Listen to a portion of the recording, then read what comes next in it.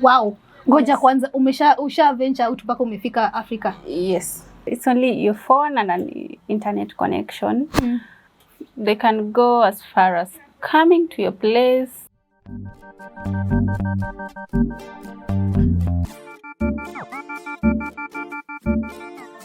Hi, welcome back to yet another episode of Books Aside. I am so honored to be hosting a guest that will tell us more about education. Now, we know education is one of those courses that has a higher chance of you getting a job, or rather. But from what I'm learning, it's not like that. So my guest today will let me know how and why and whatever she's doing right now aside from education. So stay tuned. Hi Debbie. Hello. How are you? Fine, thank you. How are you? I'm doing good and I'm so glad at least finally nimekuja kukuona. Karibu hapa kwetu. Utuko wapi hapa by the way? Huku kunaitwa Kitusuru. I think it's the end sides of Kitusuru. Okay. So what do you do? Yeah, I make and sell baskets, different types of baskets. Yeah. Like you make yourself or you have suppliers? For some of them I make them myself, and also for some of them I have my own weavers who make them for me. Yeah, different parts of the country and also in Africa. Wow. Ngoja kwanza usha venture out mpaka umefika Africa? Yes. Yeah. You guys, so tell us the journey mpaka ukafika ukaanza kusell baskets. Okay, I started selling baskets immediately I was done with the campus. Yeah, that was back in 2020. So you guys excuse the noise. Tuko kwa barabara, so please. So yes. Back in 2020 ukaanza. Back in 2020. Actually, the business itself started in 2018, but seriously it picked up in 2020. Oh, 2020. Yes. Oh, that's right. Sasa mlianzaje time ya 2020 and yet kuna pandemic? How did that go? Actually, it was in the beginning of 2020. We understand that Corona ilikuja around March, if I'm not wrong. Yes, ilikuja around March. So before then, ilikuwa nishaanza. Yeah, online 2, 1, 2, 3. Yeah. We'll come to online thing. Yeah. Lakini niko tu na swali. Wewe tu ulisomea education. It's a course that we expect utapata job. Like hata mimi nakumbuka nikijoin campus nilikuwa naambiwa ama ufanye education because it's technically a place kitu yenye utapata job. Ukaamua uwezi enda kungojea. Ama what happened? Nothing happened really. I thought nilifunza. I thought in 2021 actually looked for a job na nikapata. I taught for some time. But the fact that I already started doing business, really prefer kufanya biashara. Oh, okay. So business ikakuita back. Yes. Yeah. So by the time you're starting this business, ukuwa na job your time. Yeah, so I you didn't have a job. I have older siblings. They've been around Nairobi for some time, and they also advised me, instead of just waiting, now that you're done with campus, instead of just waiting and sitting around, you can be looking for something to do. So for them, they had looked for a job for some time, and also they had not so good experience with their employers. Yeah. Wakaamua kujitafutia pia. Yeah, so I got an advice from them to start something instead of just waiting for a job. Shout out to all the siblings that support each other. That's really nice. Yeah. So you started as an online business. So how was it ukifanya online? I can say it really pushed because I started with a few things. Not all types of basket at the same time. In fact, it was only one type of basket. It was a storage basket. If I can remember very well. Many people like these things, but they really don't know where to get them from. Yeah. So I started getting a lot of demands for different types of baskets. So mtu anauliza, what can I use to put? Which type of basket can I use to store my items, for decoration, just the different types of baskets. Okay. Saizi unafanya baskets aina gani? Yeah, we do different types of baskets made from different type of natural materials. For example, banana fiber. sisal, palm leaves, papyrus reeds, lulu grass, and many others. So from those natural materials, we make different types of baskets and also other items, but majorly we deal with baskets. Okay. So for the different types of baskets, we have storage baskets, wall baskets, laundry baskets. Yeah. Storage na laundry fanani. Storage na laundry fanani, but there are some baskets that can be used for several purposes. Okay. So Aside from not specific purpose. Aside from baskets, kuna vitu zingine unatengeneza? Yeah, there are other things I make. Kuna pia fans, kuna handbags, but zote zimetengenezwa na natural material here. Okay. So you guys, at least I'll show you guys the whole different types of baskets zenye anasema. But my next question is, ulitoka online and then ukakuja kwa shop mwenyewe, now the physical shop. When was it and how did it happen? Like how the transition? So I had my first shop. Actually, this is my second shop. Oh, okay.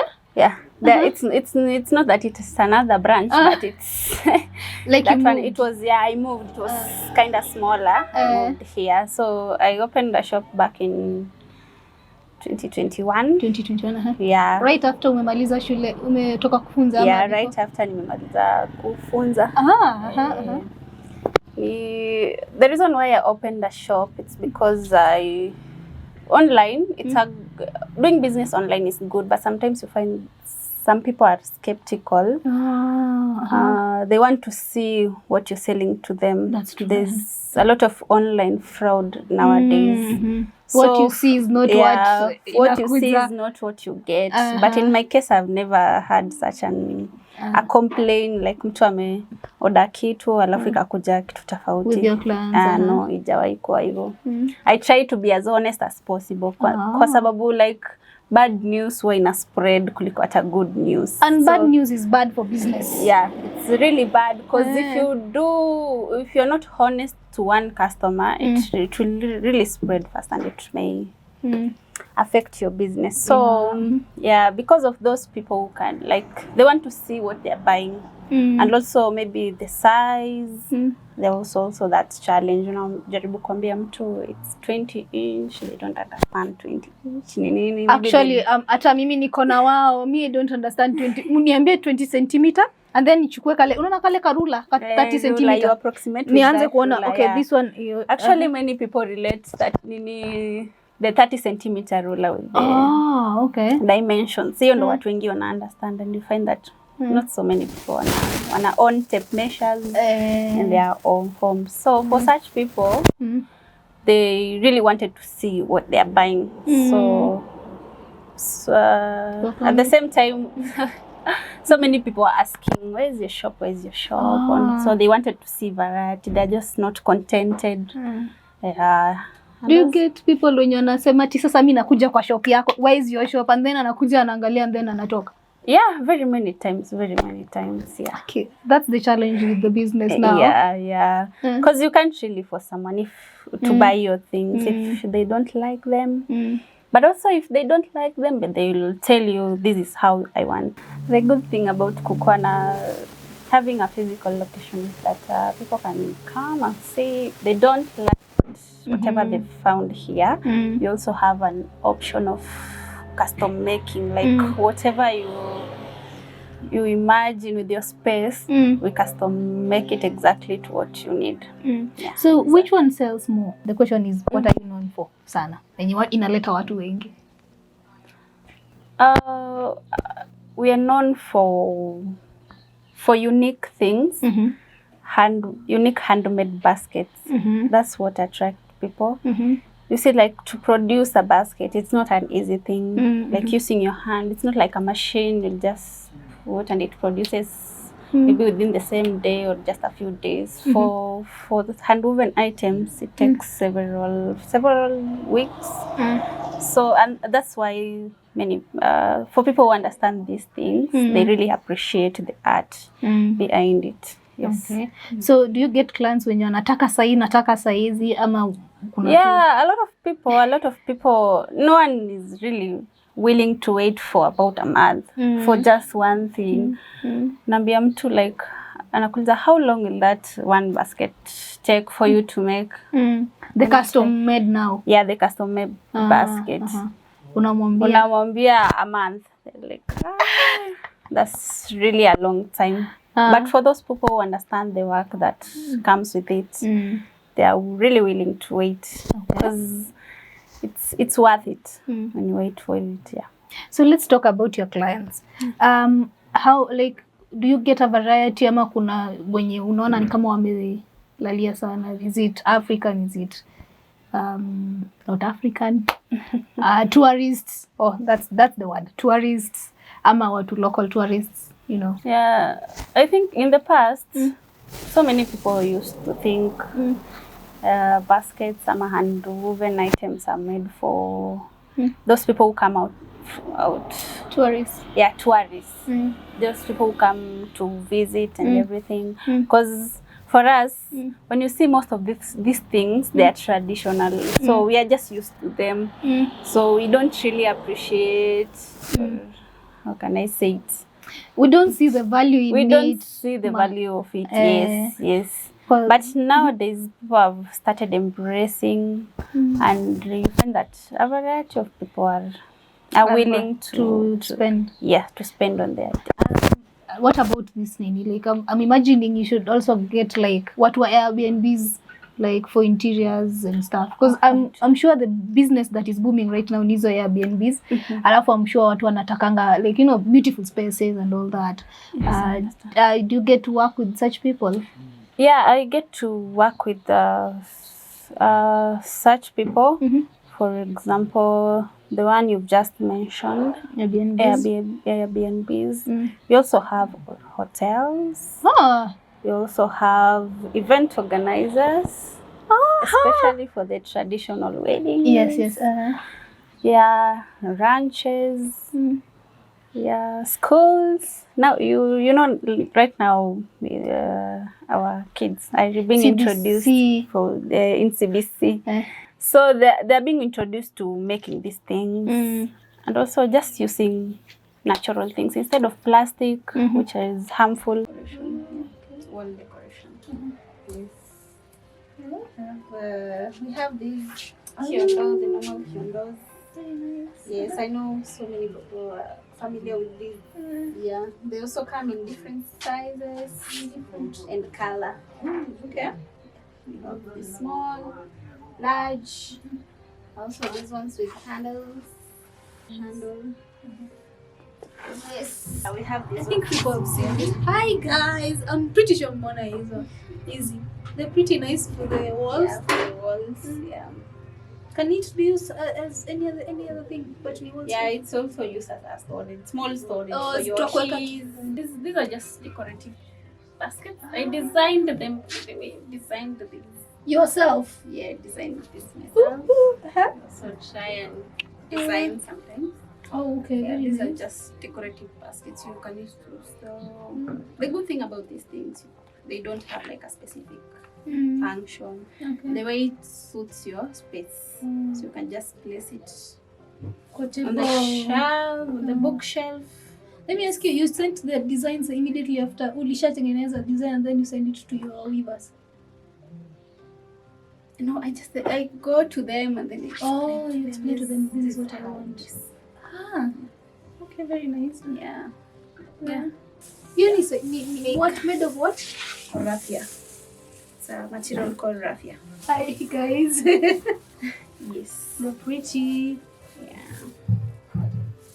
And then those ones, these naka oga. Yeah. Brings Afro cinema vibes. Mostly to fun yourself, especially on hot days like this. And also they are great as wall decors. Yeah, very nice. Okay. Deborah, next question ninataka kukuuliza. I'm pretty sure everybody who watu wanna go through such a situation. Have you had a crazy drama with any client? Yes, not one, not two. Ah, yeah. But this particular one, I remember they shopped online, so we delivered the baskets, and then they're like, this basket is not straight. It's not woven neatly, and it's, you know, for these natural materials, you can't expect A smooth thing. It doesn't have any maybe the different colors. Yeah, so like for them, they wanted like something like plain white, and they don't want for them to. We don't paint our things. We just the way it is. Yeah, we just materials. send them to customers the way they are. So she was like, this is not what I ordered. Yeah. But in any case, si mtu anasemanga mapema, like they're supposed to tell you that I want a white one. So yeah, they saw on the picture. That's also another challenge of online.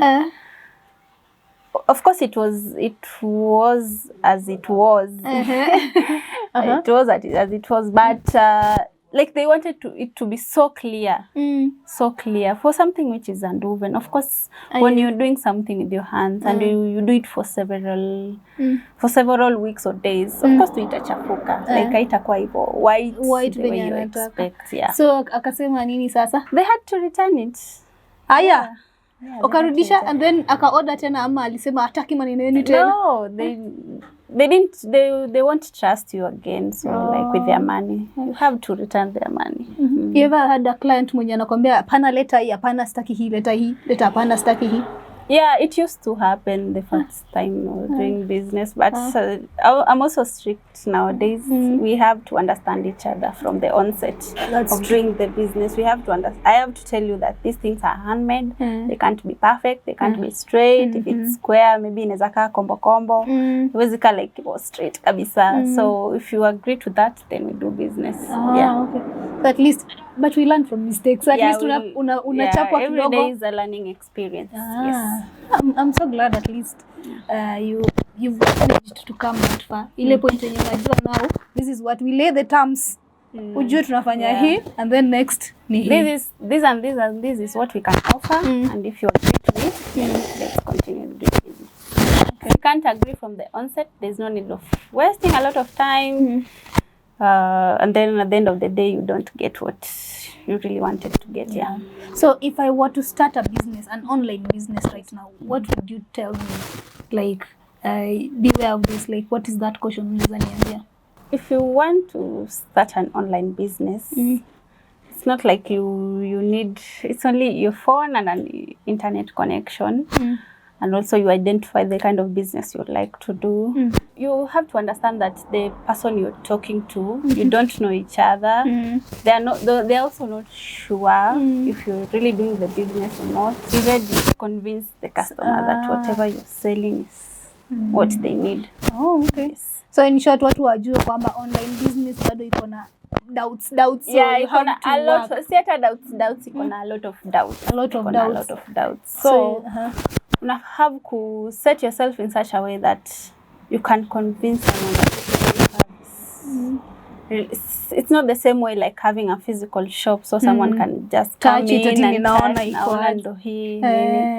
Yeah. Okay. That's really that's a good point. Yeah. So the point of this whole video is to give people ideas of what they can do, and also to encourage somebody that hata kama uko na kale ka business kako kadogo unaweza jaribu kuanzisha. So what would you tell somebody mwenye amegraduate ako na certificate yake, ama tu amemaliza shule anangojea kazi mtafute, ama anatafuta kazi ako na connection na watu hajapata? What would you tell such a person? What I can say is that we are really advantaged to be born in this generation.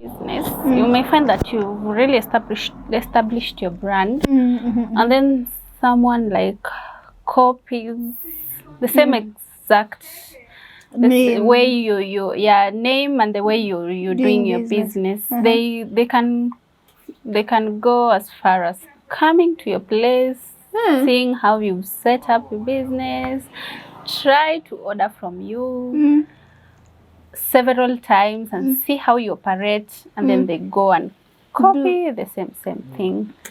But we thank God that everyone is gifted differently, so you just keep on doing your things. And then kitu inafurahianga ni mimi najiambianga your stuck, nobody can never steal your thunder or your stuff. We have these. They are made in Uganda. Yeah. Choli baskets. Okay, they're still hand woven because they look really neat. Yeah, they're still really neat. So I want you to tell us, to tell everyone, anybody who is watching, watakupata wapi if they need these things. Okay, we are online. Social media pages handles at basketskenya on Facebook, Twitter, and Instagram. We are mostly active on Instagram and Facebook.